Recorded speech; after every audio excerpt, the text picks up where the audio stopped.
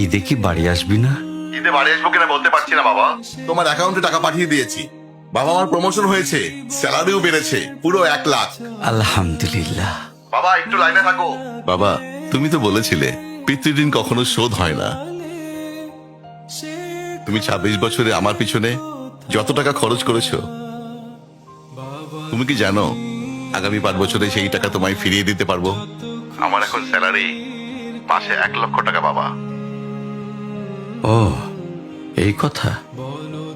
তাহলে শোন, তোকে একটা গল্প বলি। বলো বাবা।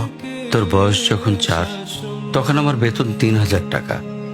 1200 টাকা ঘর ভাড়া দিয়ে 1800 টাকায় চলে সংসার। আমি আমার সাধ্যমতো সারা জীবন চেষ্টা করেছি তোর মাকে সুখী করতে, প্রতি ঈদে কোরবানি দিতে। তোকে যেবার প্রথম স্কুলে ভর্তি করালাম, সেবারই প্রথম আমরা আমাদের কোরবানি দিতে পারিনি। সে বছর তোর মাকেও কোনো উপহার দিতে পারিনি। তুই যখন ভার্সিটিতে উঠলি, আমাদের অবস্থা তখন মোটামুটি ভালো, কিন্তু খুব কষ্ট হয়ে গিয়েছিল যখন আমার ট্রান্সফার হয়। রোজ রোজ বাসে চড়ে, পায়ে হেঁটে, ঘামে ভিজে খুব দুর্বিষহ লাগছিল। একদিন শোরুম থেকে একটা বাইক দেখে আসলাম।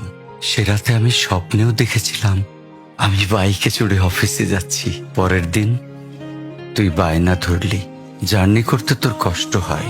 তোর কষ্টে আমারও কষ্ট হয় বাবা।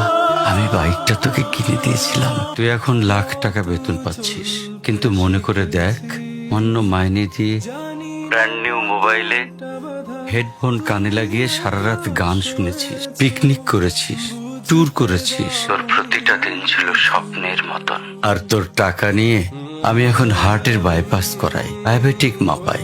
জানিস বাবা, ওর মাছ খাওয়া নিষেধ, মাংস খাওয়া নিষেধ। কি করে এত টাকা খরচ করি বল? তোর টাকা নিয়ে তাই আমি কল্পনার হাট বসাই। আমি বাইক চালিয়ে সারা শহর ঘুরে বেড়াই, বন্ধুদের নিয়ে সিনেমা দেখতে যাই। তোর মার হাত ধরে চাঁদনি পশরে সেন্ট মার্টিনের বালুচরে হেঁটে বেড়াই। চুপ করো বাবা প্লিজ, আমি তোমার কাছে চলে আসবো। তোমার টাকা না, আমি তোমার ভালোবাসা তোমায় ফিরিয়ে দিব বাবা। বোকা ছেলে, বাবাদের ভালোবাসা কখনো ফিরিয়ে দেয়া যায় না। ছোট্ট শিশুর মলমূত্র মোছা যায়, আর বুড়োদের ঘরেও ঢোকা যায় না। ওকে একটা প্রশ্ন করি বাবা, ধর তুই, আমি আর তোর খোকা তিনজন এক নৌকায় বসে আছি। হঠাৎ নৌকাটা ডুবতে শুরু করলো। যে কোনো একজনকে তুই বাঁচাতে পারবি, কাকে বাঁচাবি? থাক, উত্তর দিতে হবে না। ছেলেরা বাবা হয়, বাবারা কখনো ছেলে হতে পারে না। পৃথিবীতে সবচেয়ে ভারী জিনিস কি জানিস? পিতার কাঁধে পুত্রের লাশ।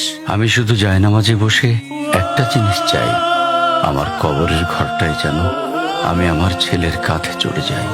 তাহলেই তুই একটা ঋণ শোধ করতে পারবি, তোকে কোলে নেয়ার ঋণ। বাবাদের ঋণ কোনোদিন শোধ করা যায় না।